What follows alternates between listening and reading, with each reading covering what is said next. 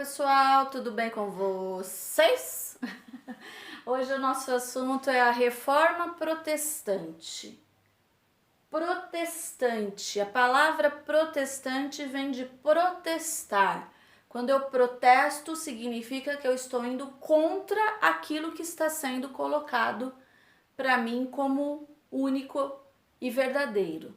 Então, nós vamos ver isso aí. Então, a Reforma Protestante, ela é um movimento que vai acontecer contra a Igreja Católica, tá? Então, vai surgir aí o protestantismo, que nada mais é do que vocês já conhecem, alguns até praticam, que são as igrejas evangélicas, tá? Então, a gente vai ver um pouquinho aí o que foi essa Reforma Protestante.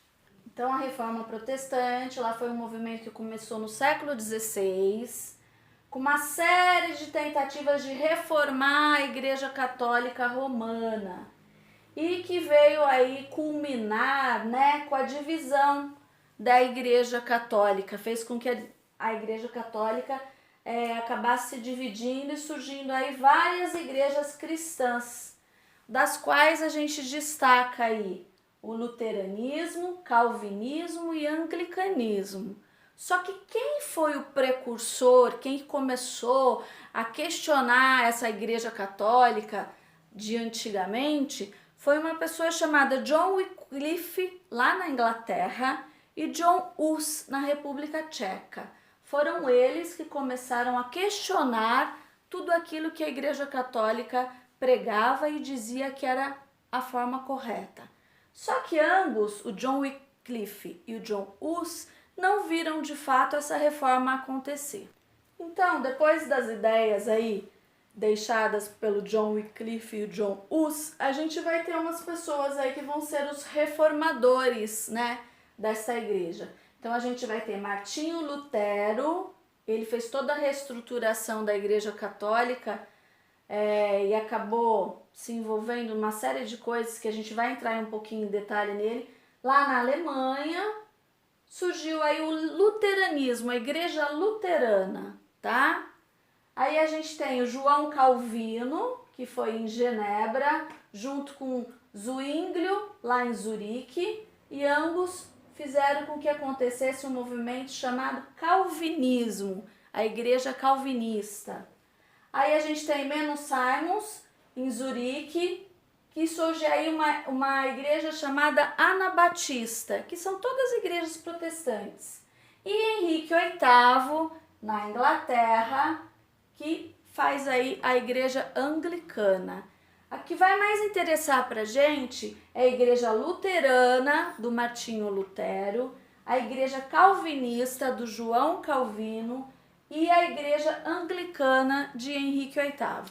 Então, lá na Alemanha, Martinho Lutero foi a pessoa que mais questionou os dogmas, as regras da Igreja Católica.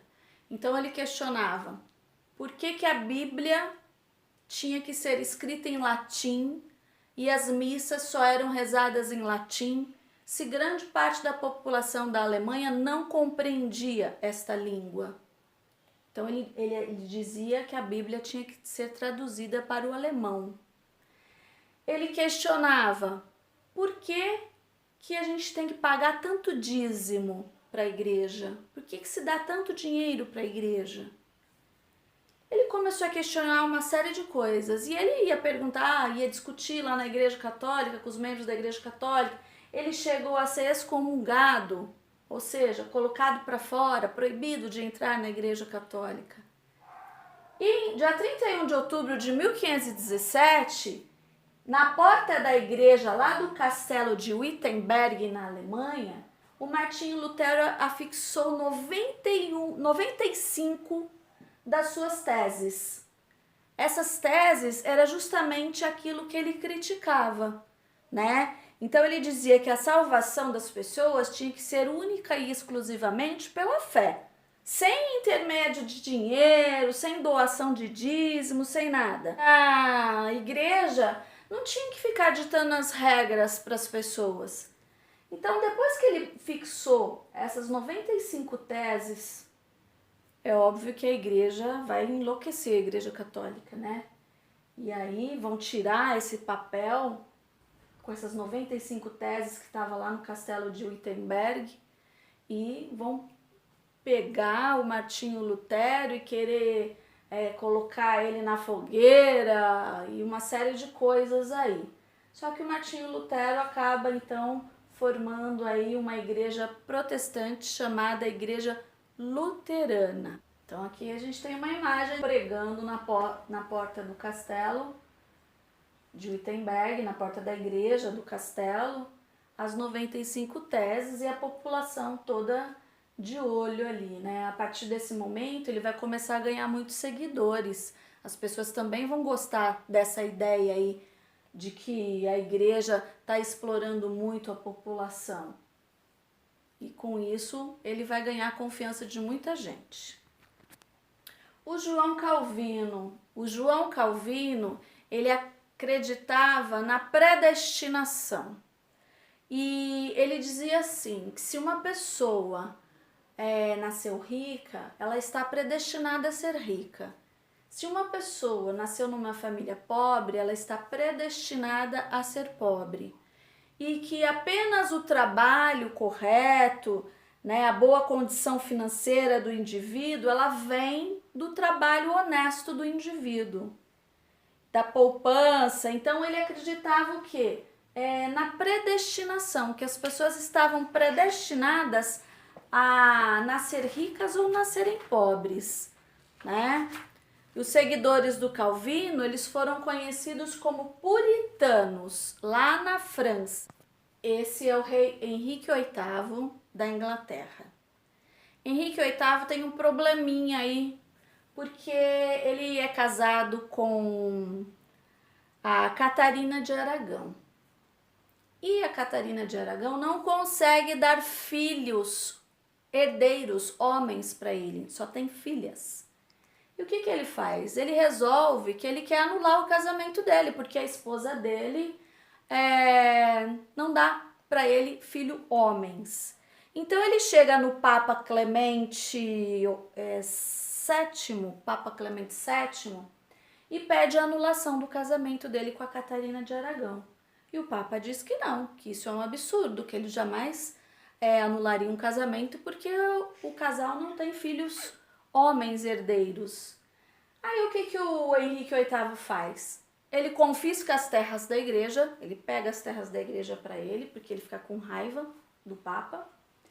Ele rompe definitivamente com a Igreja Católica e ele cria uma nova igreja na Inglaterra, que é a Igreja Anglicana, aonde ele passa a ser aí a pessoa que tem maior supremacia, que é a principal autoridade da igreja. Então ele acaba anulando o casamento dele para ele poder se casar com a amante dele, achando que a amante vai lhe dar um filho herdeiro homem, como se fosse a mulher que decidisse o sexo do bebê. Então a Igreja Católica está perdendo fiéis para essas igrejas aí que estão surgindo, essas igrejas protestantes. Luteranismo, do Martinho Lutero, calvinismo, do João Calvino e anglicanismo, do Henrique VIII. Então surgiram 3 igrejas aí, então imagina, começa a existir um confronto bastante violento.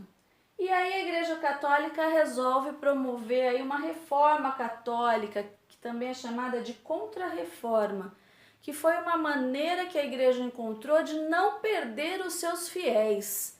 Então, essa Contra-Reforma seria em um momento em que a Igreja Católica começou a rever um pouquinho dos seus dogmas, das suas leis, para fazer com que a população não abandonasse a Igreja Católica e ela ficasse sem os seus dízimos. Então a Igreja Católica se reuniu. Essa reunião recebeu o nome de Concílio de Trento, porque foi na cidade de Trento, e ali eles reformularam alguns dos dogmas católicos.